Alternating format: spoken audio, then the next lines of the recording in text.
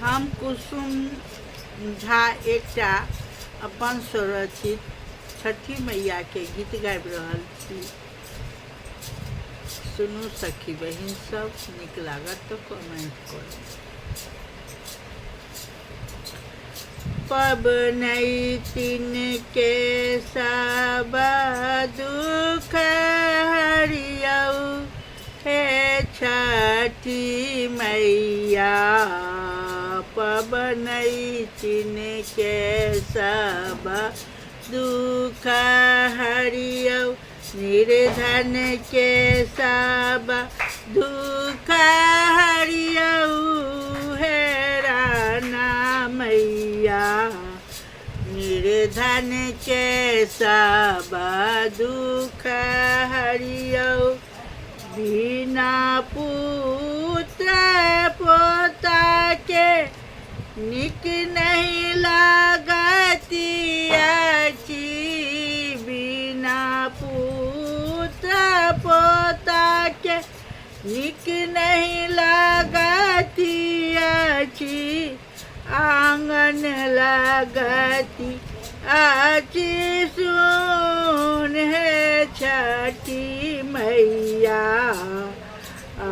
पबनैतिन के हरियौ दुख पुतहु जे होएत, विधि ओरियाओत।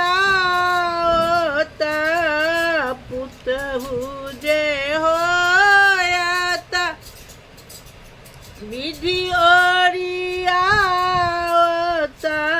हम होयती छी पानी में ठाढ़, हे छठी मैया।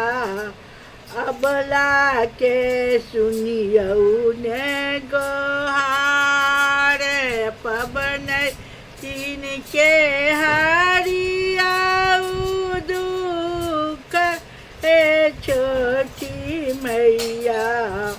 पबनैतिन के सुनियौ, अबला के सुनियौ ने गोहार, हे छठी मैया। पुत्र हमारा सर्विस करती छथि, पुतहु पोता सब करै छथि अरियार, हे छठी मैया। अबला के दुख हरियौ, पति हमारा घाट बनाओला। पति हमारा घाट बनाओला, बेटी पुतहु घाट निपै छथि, हे राना मैया। सब पर होइयौ सहाय, सब पर होइयौ सहाय, हे राना मैया।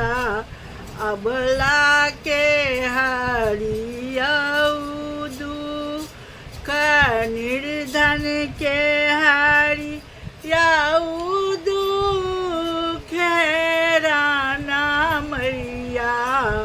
पबनैतिन के हरियौ सब दुख।